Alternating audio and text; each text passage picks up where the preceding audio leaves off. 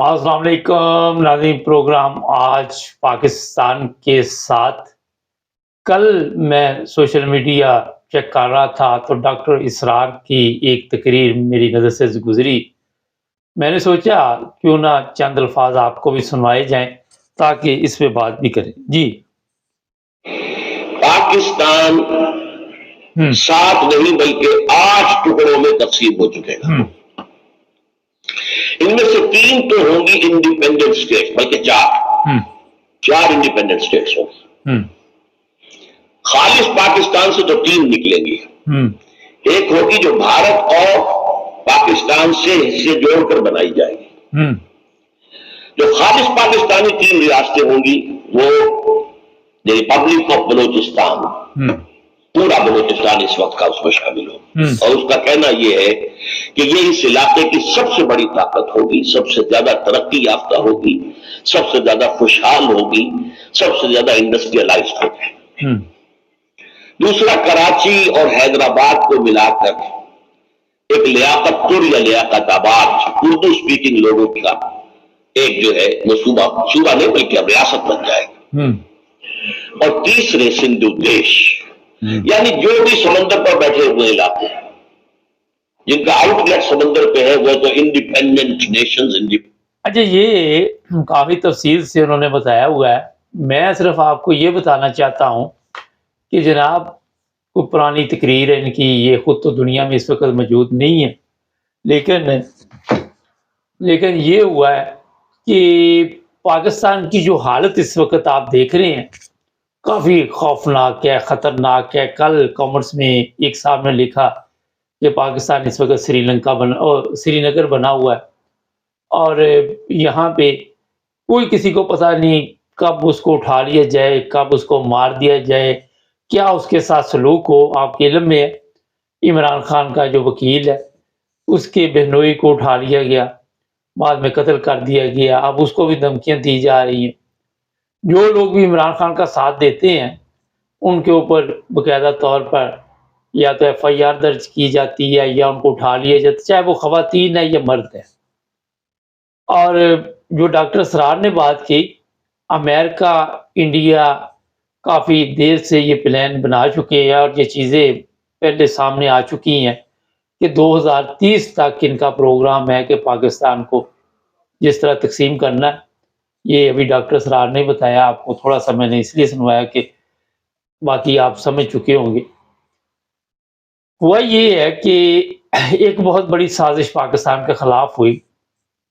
پاکستان 14 اگست کو آزاد تو ہوا مگر ایسے لوگوں کے ہاتھ میں آ گیا جنہوں نے صرف اپنی زندگی کے بارے میں سوچا، اپنی نسل کے بارے میں سوچا کہ ہمارے حالات کیسے ٹھیک ہو سکتے ہیں، پاکستان کے حالات کیسے ٹھیک ہوں گے، یہ کسی نے نہیں سوچا۔ پاکستان کی عوام پہ کیا کوئی اچھی زندگی کے دن آئیں گے، یہ بھی کسی نے نہیں سوچا۔ ہر ایک نے اپنا سسٹم سیدھا کیا اور پھر پاکستان کی یہ آج حالت ہو گئی ہے جو آپ سب کے سامنے ہے۔ اس کی مثال اب روزانہ میں دوں گا، آپ کہیں گے وہی بات ہے کہ پاکستان رہنا پسند نہیں کرتا۔ کسی ملک میں یہ بورڈ نہیں لگے ہوتے کہ پاکستان ملک چھوڑ کے نہ جاؤ۔ خیر، اب جو یہ کچھ ہو رہا ہے بالکل اسی طرف لے کے جا رہی ہے۔ آ کے زبانی ہمارے بڑے جو طاقتور لوگ ہیں جن میں D G I S P R بھی بیان دیتے ہیں کہ پاکستان کے چپے چپے کی حفاظت ہوگی۔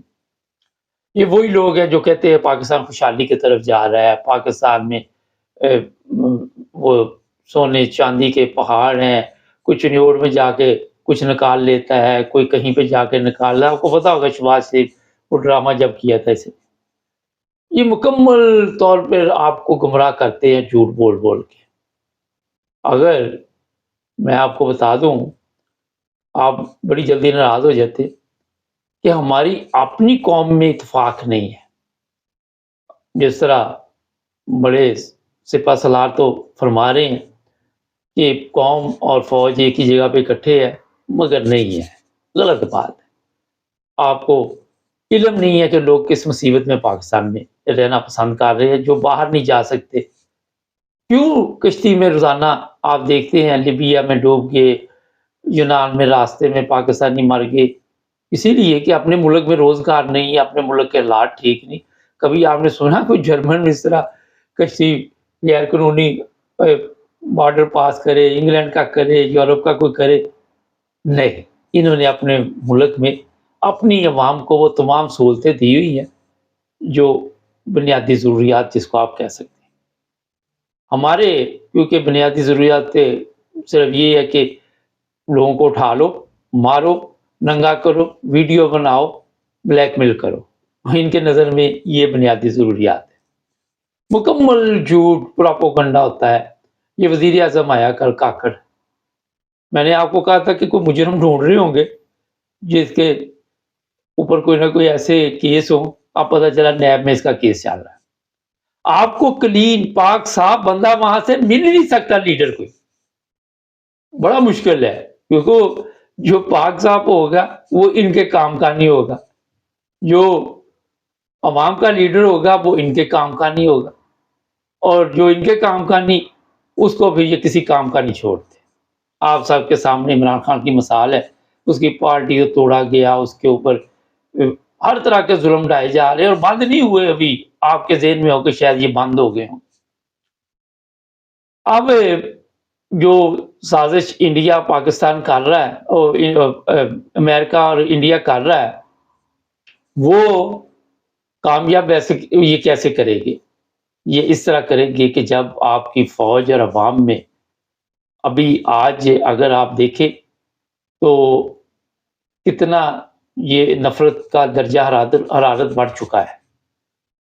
ابھی 2023 چل رہا ہے اور 7 سال کا ان کا پروگرام ہے کہ اس کے اندر اندر پاکستان کو، جس طرح ابھی ڈاکٹر اسرار صاحب نے بھی فرمایا کہ پاکستان کو کس طرح تقسیم کرنا ہے، یہ پلاننگ ان کی بن چکی ہے، اور یہ پاکستان کے حکمرانوں کو بھی پتا ہے، یہ پاکستان کے جرنیلوں کو بھی پتا ہے، مگر ان کو جب آپ پینشن پہ بھیج دیتے تو وہ تو پاکستان رہنا پسند بھی نہیں کرتے۔ یہ یوم آزادی کینیڈا میں کوئی میرا خیال ہے کہہ رہے 160 جرنیل ہیں جو رہتے ہیں، وہ اسٹریلیا میں رہتے ہیں، پینشن کے بعد اپنے ملک میں رہنا نہیں پسند کرتے۔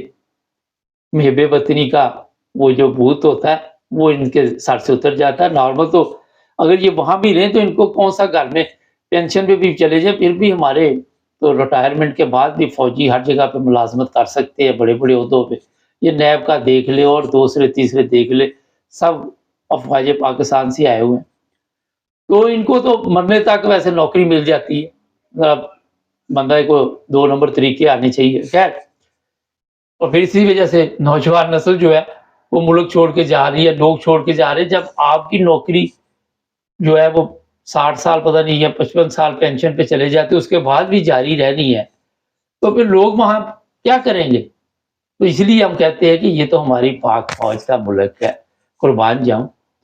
تو جناب جو کچھ اس وقت پلاننگ پاکستان کے خلاف ہے وہ بڑی خطرناک ہے، اور 7 سال یا 5 سال میں فوج اور عوام میں اتنی نفرت بڑھ جائے گی کہ ابھی تو یہ بورڈ لگا رہے ہیں نا، بعد میں پتہ نہیں کیا بنے گا۔ یہ بہت زیادہ عرصہ ہے، بہت جلدی یہ چیزیں جو ہے آپ کو نظر آنی شروع ہو جائے گی۔ ویسے میں نے 7 سال کہا کہ یہ بھی جو بڑی طاقتیں ہیں دکھاتے کچھ ہے کرتے کچھ ہے۔ دیکھ رہے یہ یوکرائن اب کیا بنا ہوا ہے آپ سب کے سامنے نا، ہنستا بستا ملک تھا، اجڑ گیا نا، سوویت یونین ٹکڑے کر دیے گئے، کتنے ملک اس میں سے نکال دیے گئے۔ اس وقت بھی ان کا بھی جو گورباچوف تھا وہ کہتا تھا کہ ہم اپنے ملک کی حفاظت کرنا جانتے ہیں، چپے چپے کی، جس طرح آج کا ہمارے جو 71 کی جنگ تھی اس سے پہلے جو چیف آف آرمی اسٹاف تھا وہ بھی یہی ہوگا کہ ہم دشمن کا مقابلہ کرنا جانتے ہیں۔ بعد میں پینٹیں شینٹیں اتری، 80,000 کی فائل تک نہیں کھولا اور وہاں پہ انہوں نے ککڑ کر دیا ان کو۔ مگر چلو کوئی نہیں، ہار جیت تو میں کہتا رہتا ہوتی رہتی ہے۔ اچھا خیر، یہ زبانی جو چیزیں ہوتی ہے، ہر وہ بندہ آ کے بڑک لگائے گا جس کے پلے کچھ نہیں ہوگا، جس کے پلے کچھ ہوگا وہ خاموشی کے ساتھ چلتا رہے گا۔ یہ چائنا دیکھ لیں، چائنا آپ کے ساتھ ہی ہے نا، پوری دنیا میں چائنا چائنا چائنا ہو رہی ہے، وہ آگے کو بڑھ کے نہیں لگاتے، وہ کوئی دھمکیاں اور یہ اور وہ اس طرح نہیں چلتے، لیکن ہمارے کچھ بھی نہیں پاس. اور آکڑ دیکھے ذرا. اور میں نے آپ کو ایک چیز بتانے کی کوشش کرتا ہوں، میں آپ کو ایک چیز بتانے کو کہ جس کے پاس کچھ تھوڑی چیز آ جائے نا، نیا نیا امیر ہو، وہ بھی یہی حالات ہوتے ہیں. مگر ہمارے پاس تو کچھ بھی نہیں. ایک ایٹم بم ہے، بتایا جا رہا ہے کہ وہ بھی کنٹرول امریکہ کا یا کسی اور کا چلا گیا، یہ جانے والا ہے. یہ نفرت کیوں پھیلی؟ جب آپ اپنے لوگوں کے اوپر ظلم کریں گے، اپنے لوگوں کو قتل کریں گے، اپنی عورتوں کو ننگا کر کے ان کی ویڈیو بنائیں گے، اپنی عدالتوں پہ بھی کنٹرول آپ کا ہوگا، ہر جگہ پہ آپ کنٹرول کر لیں گے، اور پھر یہ بھی کہیں گے کہ کوئی آواز بھی نہ اٹھائے. اب پوری دنیا میں پاکستانی پھیلے ہوئے ہیں، ہر جگہ پہ جلسے جلوس نکل رہے ہیں. کیا میسج آ رہا دنیا؟ آپ کیا سمجھتے ہیں کہ دنیا بیوقوف ہے؟ کوئی میرا خیال ہے کہ اگر یہ سمجھے تو وہ پتہ نہیں ہم کو کہ دنیا میں رہ رہا ہوگا. مگر پوری دنیا کو پتہ چل چکا ہے، دشمن کو بھی پتہ چل چکا ہے، اور آپ کے جو اپنے بندے ان کو بھی پتہ چل چکا ہے کہ ہم سب ایک جگہ اکٹھے نہیں ہیں. ہم نے اپنے لوگوں پہ ظلم شروع کیا، ظلم کے نتیجے میں لوگوں میں نفرت پھیلی، زبردستی ہم محبتیں ڈھونڈ رہے ہیں. کس کو نہیں پتا؟ جب میں اگر کوئی کہتا ہے کہ یہ غلط بات ہے، قرآن پہ ہاتھ رکھ کے کہ قوم اور فوج ایک جگہ پہ اکٹھی ہے، ادارے ایک جگہ اکٹھے، یہ ہمارے اداروں کے بندے جا کے قرآن اٹھا کے وہ جس طرح وہ ایک یہ نام اب ذہن سے نکل گیا، وہ جو زرداری حمیدہ مرزا کا جو ہے میاں تھا، وہ قرآن سر پہ رکھ کے بیٹھا ہوا تھا. ایک دفعہ سندھ میں یاد ہوگا، زرداری کے متعلق بتا رہا تھا. تو جناب یہ آپ کیا ہی نہیں سکتے کہ ہم ایک پلیٹ فارم. آج بھی میں اپنے پاک فوج کے دوستوں کو، اپنے پاک فوج کے سپہ سالار کو مشورہ دوں گا، خدا کا واسطہ اس ملک کو بچاؤ.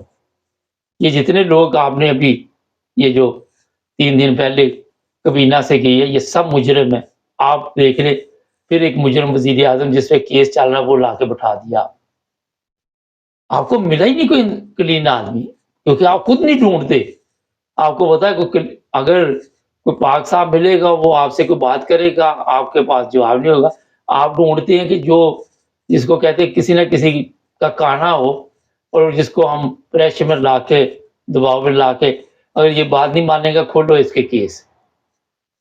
تو یہ ہے خطرناک چیز، بلیک میل سسٹم. جب آپ کسی کو لے کے آتے ہیں، اس کو اب راجہ ریاض کی کیا ضرورت ہے، اس کی کوئی اوقات ہے مجھے بتاؤ کہ وہ وزیر اعظم کا اعلان کرے؟ جھوٹ، مکمل فریب، لعنت، جو چیز بھی آپ نے کمانی ہے وہ کما لیں، مگر سچ نہیں عوام کو آپ نے بتا.